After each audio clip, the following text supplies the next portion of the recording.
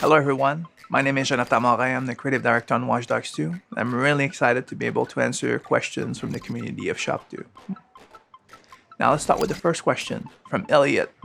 How much of the events of the first game will be referenced in the sequel? Well, we're certainly going to reference quite a few things of the first game, but we're not going to spoil which ones. We're talking a bit about the event of Chicago. You're also going to cross paths with T-Bone, who's going to have quite a big role to play in the second game in order to help Marcus all the way to progress with DedSec and do a more meaningful operation as the game progresses. But I don't want to spoil all of the different elements that we want to showcase from the first game. Nevertheless, Watch Dogs 2 is a Watch Dogs game, so it's definitely going to embrace the universe of the entire brand. Next question from Sonic Gizmo. What made you include another main character rather than using the original Aiden Pearce? Well, it started with where's Watch Dogs 2 is going to happen. When we went and decided that we wanted to go visit San Francisco and the entire Bay Area for our game, we started to dig into the different companies and the different CEO that were pitching their mantras in Silicon Valley and listening to the people on the streets talking in Oakland and in San Francisco itself. It became quite obvious that many of those people are really open-minded. It's all about thinking outside the box. In fact, it's almost like the CEOs who work in Silicon Valley and build their own empires were actors at the beginning, and it helped them question the rules in place and how stuff should be done. And it made it possible for them to innovate. This kind of innovation and this feeling that everything is possible, we wanted the game to focus on that and give that tone. So we created Marcus Holloway and his friends in order to give you avatars that were a bit younger so they could embrace this possibility. Like, combine the know-how of technology and at the same time being at this point in his life where you can question the rules in place without having those preconceived ideas. So that's why we went for a new avatar. Now the next question is from Far. What kind of research did you do for recreating San Francisco? Was there any sorts of cool trips we did with the team? The answer to that is yes. We've definitely explored the Bay Area inside out. We've sent teams to do interviews with people in Oakland, Silicon Valley, all of these places. We even built the site, a website, where we could use all of the different studios that works on the game to be able to reference themselves to those interviews, listening to the people talking, see the pictures. We had people on motorcycle with GoPros, like scout the entire Bay Area, and we brought all the footage afterwards for the artists to be able to recreate it.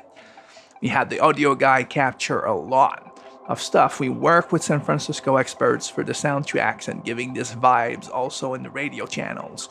So we did a lot of work just to reconvey not only the visual of it, but also the soul behind the people of San Francisco, as well as the sound that comes from it.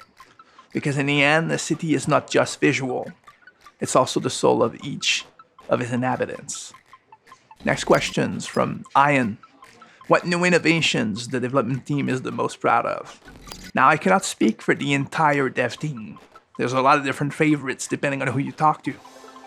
For me, I think the biggest innovation has to do with how we push the simulation of citizen AIs. This time around, you can use emotes to insult them. You can manipulate their emotions. If you look at their profilers, it suggests little emoticons that gives you an idea of what their mood are currently. It's like security cameras are analyzing them using facial recognition. And with this, you can start messing around with them. Get them pissed off, get them happy, get them scared. And based on what you have information on them, then it could hint you into how they're going to react. You can start messing around. You can push someone else might want to help them. You might end up getting pushed. People might call the cops. It might escalate. You might use that to create a distraction. And all of these little things create an escalation afterwards that just encourage you to mess around with the systems more. And that was the key. We wanted to make a game that was all about messing around with the systems. Next question's from Bee's Knees. With a heavy influence on co-op and multiplayer, how will Watch Dogs feel solely as a single-player experience? Well, you can turn off every online if you want. I don't recommend it. I think there's a lot of magic happening through the seamless online. But nevertheless, if you put it off, you can still access all of the content. Even all the co-op missions, even the fact that they escalate in difficulty over time, way after the main operations, all of this is still playable alone. Might be a bit more difficult, but hey, if you finish the entire game and you still want to try, that's possible. So we're not restraining the content that much for the people who don't want to play the game online.